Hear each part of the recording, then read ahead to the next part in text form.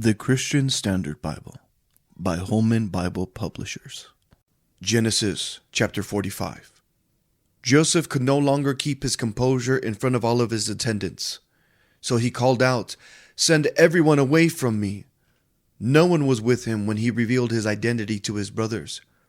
But he wept so loudly that the Egyptians heard it, and also Pharaoh's household heard it. Joseph said to his brothers, "I am Joseph. Is my father still living?" But they could not answer him because they were terrified in his presence. Then Joseph said to his brothers, "Please come near me." And they came near. "I am Joseph, your brother," he said, "the one you sold into Egypt. And now don't be grieved or angry with yourselves for selling me here, because God sent me ahead of you to preserve life. For the famine has been in the land these 2 years, and there will be 5 more years without plowing or harvesting. God sent me ahead of you to establish you as a remnant within the land, and to keep you alive by a great deliverance. Therefore it was not you who sent me here, but God. He has made me a father to Pharaoh, lord of his entire household, and ruler over all the land of Egypt. Return quickly to my father and say to him, 'This is what your son Joseph says.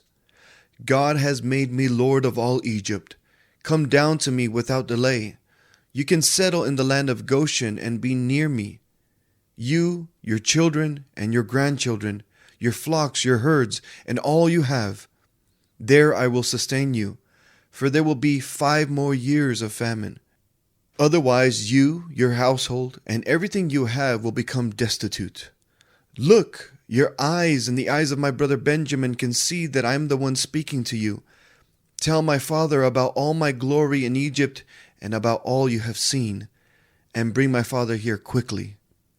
Then Joseph threw his arms around his brother Benjamin and wept, and Benjamin wept on his shoulder. Joseph kissed each of his brothers as he wept, and afterward his brothers talked with him. When the news reached Pharaoh's palace, "Joseph's brothers have come," Pharaoh and his servants were pleased. Pharaoh said to Joseph, "Tell your brothers, do this, load your animals and go on back to the land of Canaan. Get your father and your families, and come back to me. I will give you the best of the land of Egypt, and you can eat from the richness of the land." You are also commanded to tell them, "Do this, take wagons from the land of Egypt for your dependents and your wives, and bring your father here.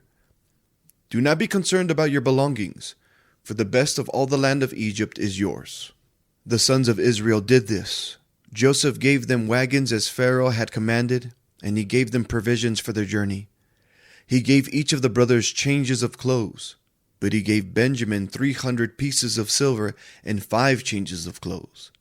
He sent his father the following: 10 donkeys carrying the best products of Egypt, and 10 female donkeys carrying grain, food, and provisions for his father on the journey.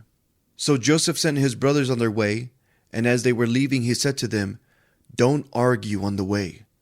So they went up from Egypt and came to their father Jacob in the land of Canaan. They said, "Joseph is still alive, and he is ruler over all the land of Egypt." Jacob was stunned, for he did not believe them. But when they told Jacob all that Joseph had said to them, and when he saw the wagons that Joseph had sent to transport him, the spirit of their father Jacob revived. Then Israel said, "Enough! My son Joseph is still alive. I will go to see him before I die."